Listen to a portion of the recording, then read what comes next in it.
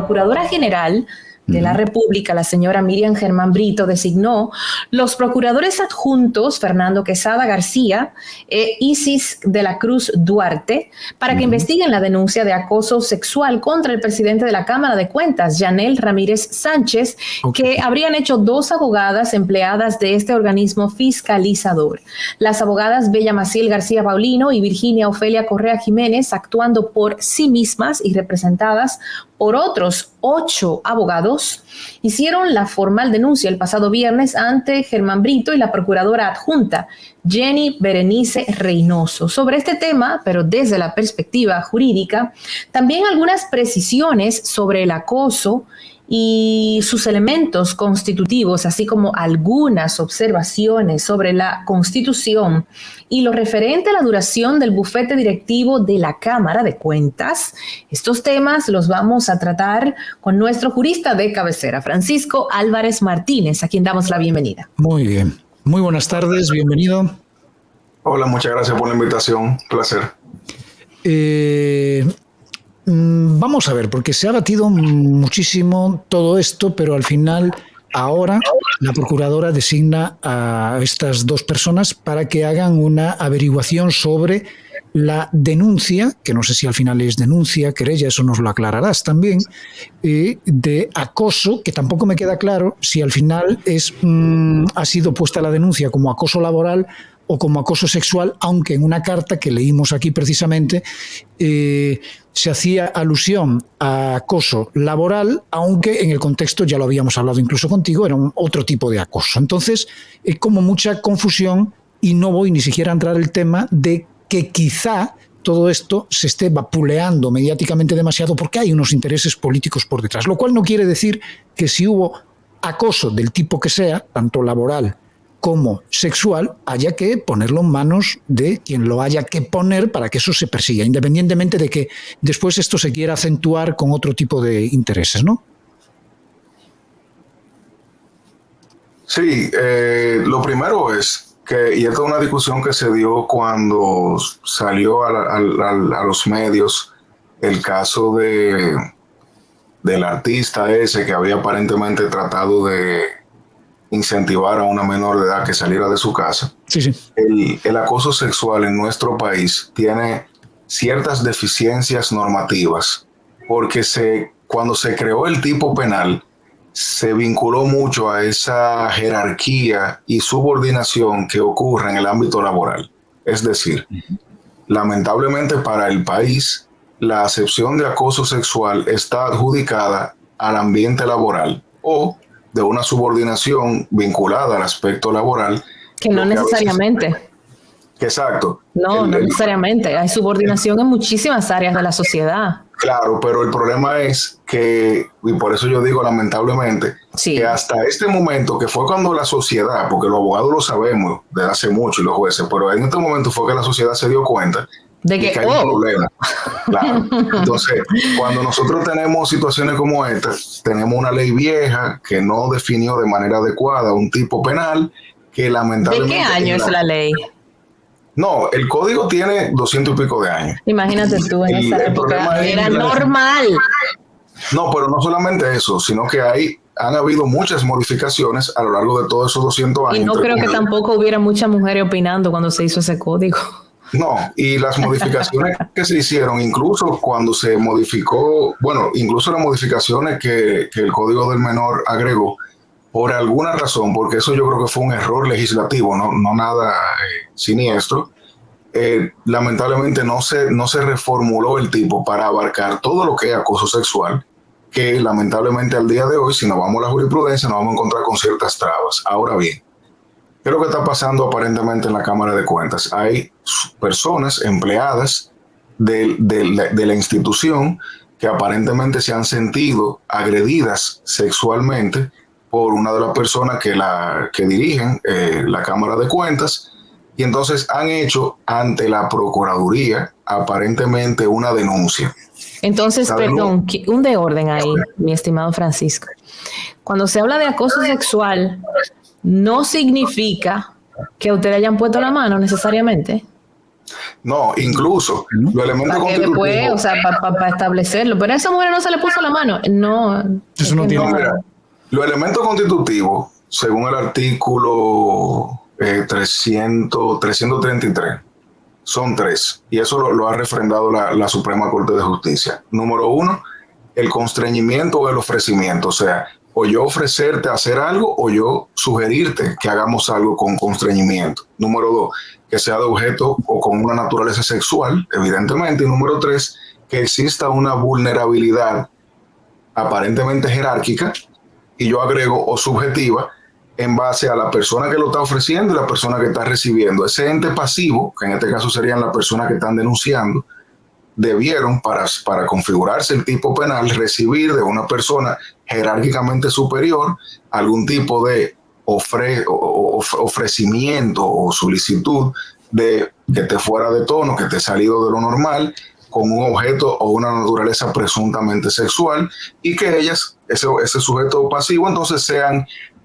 subordinados en esa escala jerárquica en relación a él. Entonces, con esos 3 elementos ya se configura el acoso. Incluso en materia laboral, eso es suficiente para tú como empleado dimitir de manera justificada. Lo que quiere decir que no necesitamos que haya un roce, porque en el acoso no se requiere el roce, sino que bastaría con ese ofrecimiento en esas condiciones que se entiende que hay una persona vulnerable que está recibiendo una presión de la otra persona. Le voy a poner un ejemplo para entender el tipo penal. Técnicamente hablando, no bastaría un mensaje para configurarlo. O sea, Claro. el hecho de que una persona le diga a otra, mira, vamos a juntarnos esta noche, quiere ir a cenar, con un tonito, vamos a decir, indiscreto, técnicamente hablando no configuraría el acoso, porque el acoso, como la palabra lo dice, requiere una intensidad y requiere una insistencia que lamentablemente la ley no la define. O sea, no sabemos si es 1, 2, 10 o 100, pero evidentemente... Pero eso también depende de la persona. O sea, aunque usualmente un mensaje no te molesta, realmente lo que es molestoso es la insistencia en el tiempo, a pesar de tú haber enviado señales o verbalmente o físicamente haber puesto barreras. Es esa insistencia lo que yo creo como mujer que uno lo percibe como acoso. Ahora bien, hay un agravante gigante cuando es un superior tuyo. No, y que incluso hay insistencia, que hay tipos de insistencias que no necesariamente son ni siquiera generadas por el accionar del infractor. Por ejemplo, si yo soy tu jefe y yo tengo 1 o 2 avances de ese tipo que tú lograste repeler, ya el escenario ya en sí es lesivo para ti, aunque yo no te esté constantemente texteando. Y por eso es que en las situaciones de vulnerabilidad jerárquica se trata de proteger tanto a esa empleada, en este caso, que en una forma sutil o directa se ha sentido agredida sexualmente por un superior, basándonos en que el hecho mismo de la interacción posterior, incluso sea la laboral, ya está como matizada con otra forma. O sea, esa persona, esa mujer, nunca se va a sentir cómoda o en libertad luego de haber recibido de su jefe algún tipo de avance fuera de tono. O sea que, como tú dices, lamentablemente ya ahí se rompe esa cintila, y nosotros no podemos decir que 1 o 10 o 15 mensajes son los que van a configurar el tipo, sino que cada caso, digamos, tiene que ser estudiado de manera particular. Pero la ley tiene que establecer algo, por tener un punto de partida, por lo menos. Sí, no, claro, y yo les admito que no conozco el caso concreto muy bien, pero yo vi como unas capturas de pantalla, no sé si eran una nota de voz o algo. Pero lo que yo sí sé es que aparentemente se pasó de la denuncia a la querella. Ese fue el texto que leí en la prensa. No sé si procesalmente eso fue lo que ocurrió, pero independientemente de si fue una denuncia o una querella, que tienen diferencias de forma, la Procuraduría tomó nota del asunto porque designó 2 procuradores adjuntos para que investigaran la situación. Porque tenemos que saber 2 cosas. Lo que se ha hablado de la posible sustitución de algún miembro de la Cámara de Cuentas en base a este tipo de denuncias se ha visto desde el punto de vista político, administrativo, dígase disciplinario. Es decir, tú puedes como Estado, me parece que el Senado, decir, bueno, vamos a hacer la investigación, luego de que se reciba vía la Cámara de Diputados, vamos a hacer la investigación de lo que está sucediendo y que eso al final termine con la sustitución de una de esas personas. Ahora, el ilícito penal es competencia de la Procuraduría, que fue lo que nosotros vimos en la prensa hace 1 o 2 días que ocurrió cuando la magistrada Miriam Germán designa a esos 2 procuradores. Lo que está diciendo es, yo como órgano persecutor del Estado voy a investigar esto. Si de allí sale alguna prueba vinculante a ese tipo penal, a esas personas y al ilícito denunciado, la Procuraduría, entonces procedería con lo que se llama la acusación, diciendo, miren, recibí esta denuncia, investigué, encontré esto y por eso apoyo a la víctima en una acusación. Ese plazo de investigación es de 6 meses, o sea, ellos tienen 6 meses para investigar lo que está sucediendo. No quiere decir que deben esperar los 6 meses para acusar o para archivar, sino que tienen 6 meses para hacer la investigación. Y evidentemente el hecho de que ya se haya iniciado la investigación por lo menos descarga un poco ese ambiente político que se ha tratado de adjudicar al caso. Y digamos que ya una persona imparcial, como lo es la Procuraduría o la Procuradora, va a tomar cartas en el asunto desde el punto de vista objetivo de investigar lo que pasó.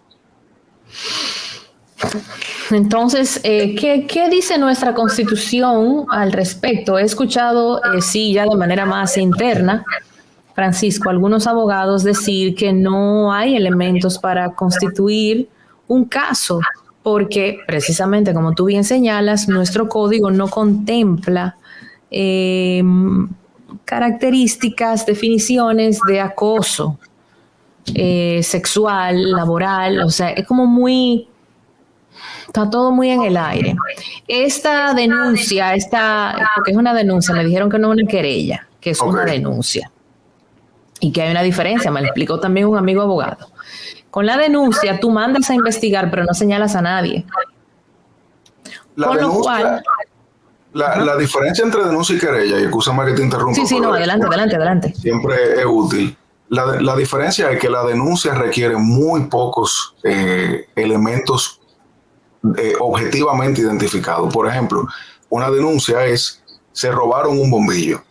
Y eso es válido, y la Procuraduría la Fiscalía recibe esa denuncia y tiene la capacidad de investigar. Obviamente, si tú lo que dices es se robaron un bombillo, no dijiste cuál bombillo, ni a qué hora, ni dónde fue, no va a haber forma de investigarlo. La querella requiere, para fines de admisibilidad, que tú digas, se robaron el bombillo de Francisco a las 10 de la noche, fue Pinky, él iba vestido de rojo, y una serie de requisitos formales que obviamente no todo el mundo puede incluso ir a querellarse. La denuncia no necesariamente la víctima la debe hacer, la puede hacer cualquier persona que haya percibido un hecho que entienda que tiene algún tipo de relevancia jurídica.